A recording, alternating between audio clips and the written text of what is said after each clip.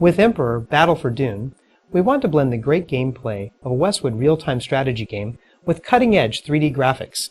We also wanted to revisit the Dune universe because it gives us a chance to tell a great story and gives the game a unique setting. As we get into the game, you should be completely comfortable with the interface and controls. We've added some new features, such as zoom and rotation, but we wanted to make sure that we kept the controls very familiar and simple so that you didn't get lost with the 3D technology. Our goal is to add a new level of strategic depth to the genre.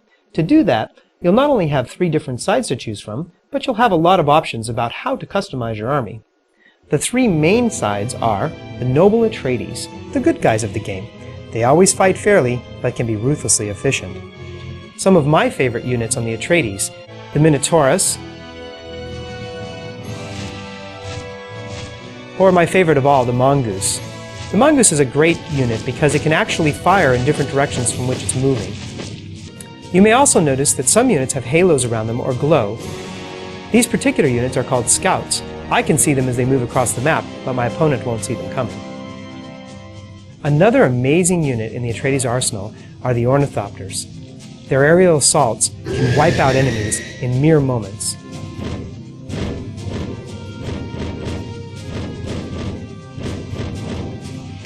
Lost. The insidious Ordos, always sneaky, always deadly. The Dust Scout, one of the Ordos' rank-and-file troops, can move rapidly over all types of terrain, whether they be ice, or the spice melange, or the desert sands. Several of the Ordos units have shields, like this laser tank. They protect the unit from initial damage, but don't last very long, perfect for the hit-and-run attacks the Ordos favor. One of House Ordos' most insidious units is the Deviator. When used in battle, it will actually convert enemy units to fight on your side. Many of the units in Dune can be deployed to give them greater firepower and greater range, like the Ordos Cobra.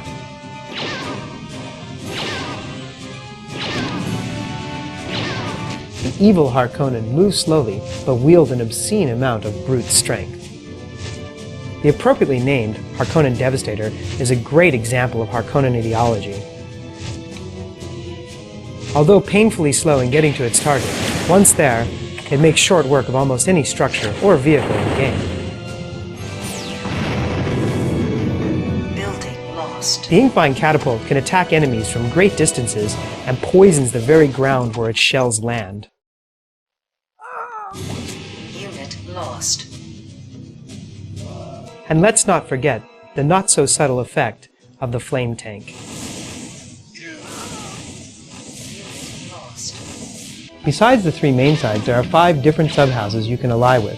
These subhouses will give you new units, each with unique abilities. You can actually join forces with 2 of the subhouses for even more variation. The Harkonnen surround us. Then we will spill our water, killing as many as we can. Look!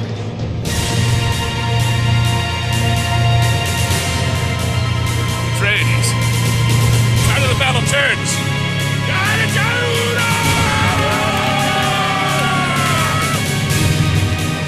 If you ally with the Fremen, you will be able to use a stealth warrior that can't be seen until he attacks. A thumper unit that attracts worms, and yes, even a worm rider.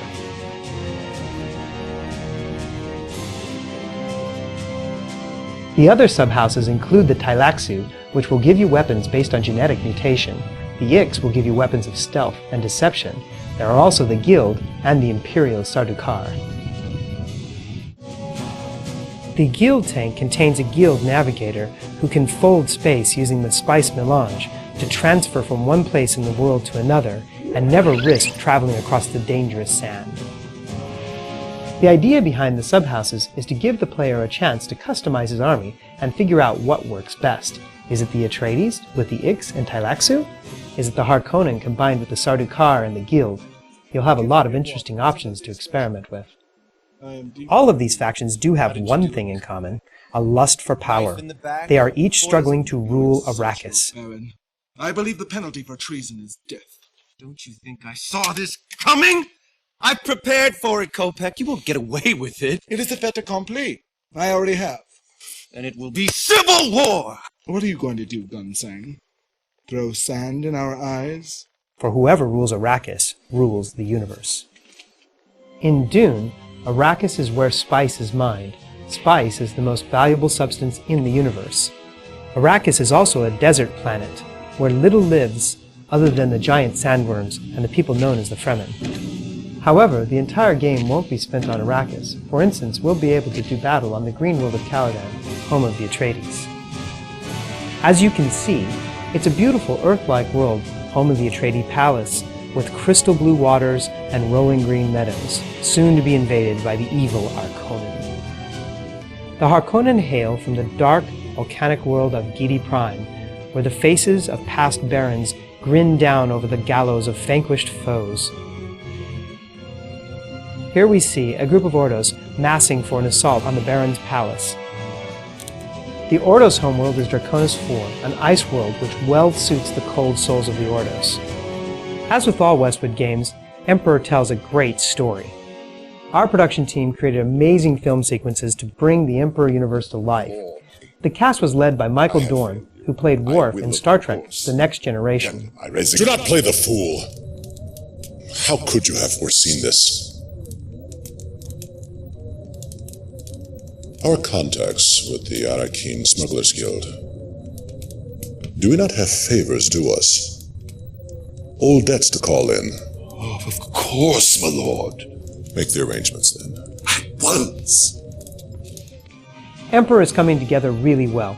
The gameplay is diverse, the 3D engine amazing, and the Dune universe allows us to tell a great story. And to top it all off, we added an innovative multiplayer component. Finally, an RTS where you can play cooperatively through an entire campaign with a friend. As you can see, Emperor is a welcome addition to Westwood's RTS lineage.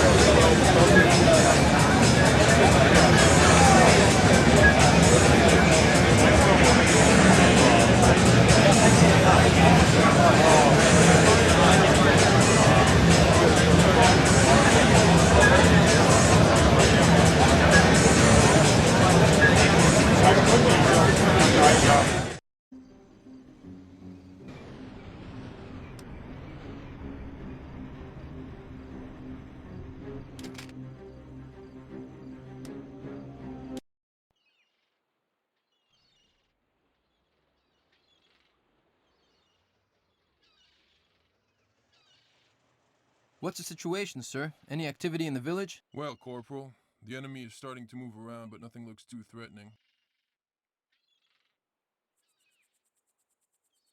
They don't look too entrenched. I can see some infantry, 10, maybe 20. And there's one BMP. They'll never know what hit them. Okay, let's get back to the platoon. The attack is going to start in a few minutes. We have to pick up some men at the camp at Lycée. Move out!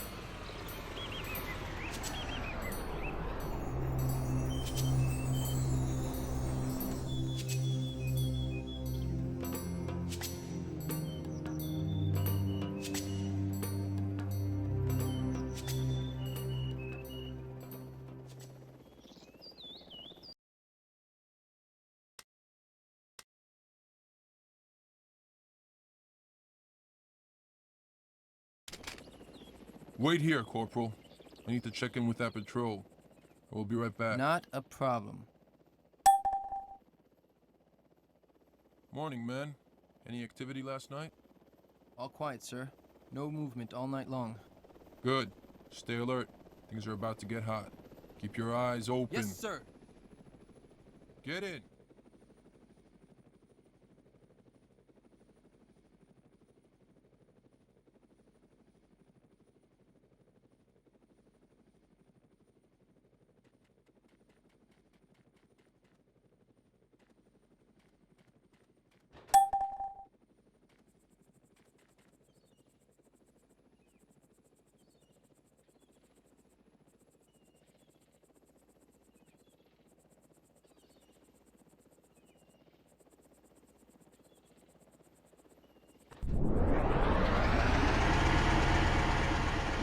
Okay, Corporal. This morning could get pretty hot. We're going in as part of a large offensive to eliminate the Russian presence in this sector.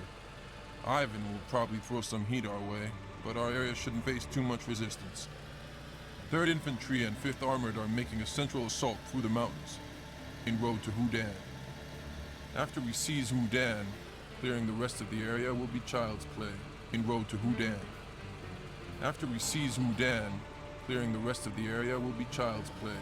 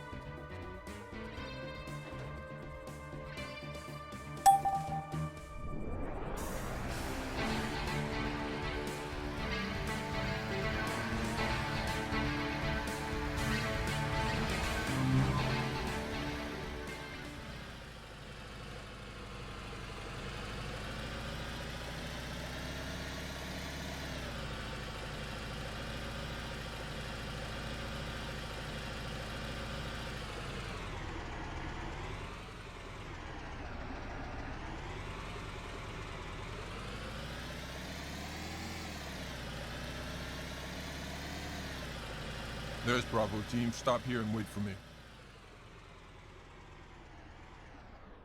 Bravo team reporting. Ready to attack, sir. Yes, sir.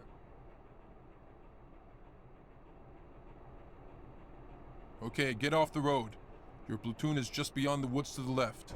Hang a left and try to avoid the trees.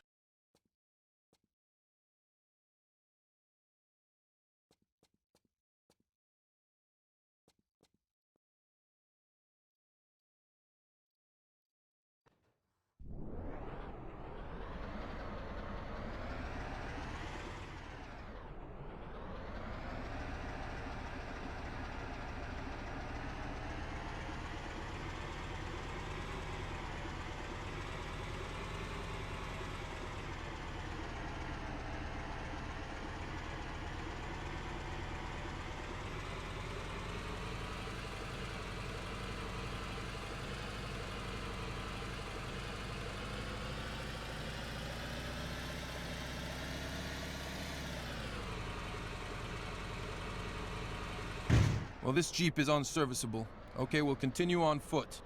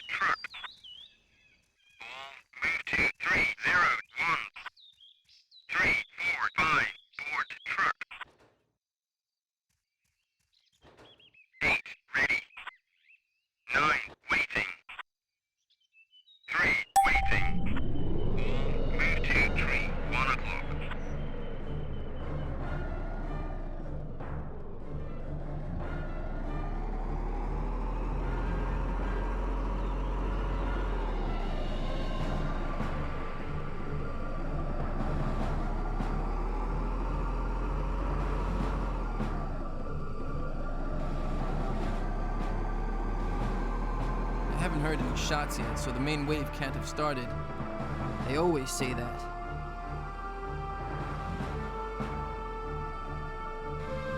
Move, aha! Should make it out in one piece.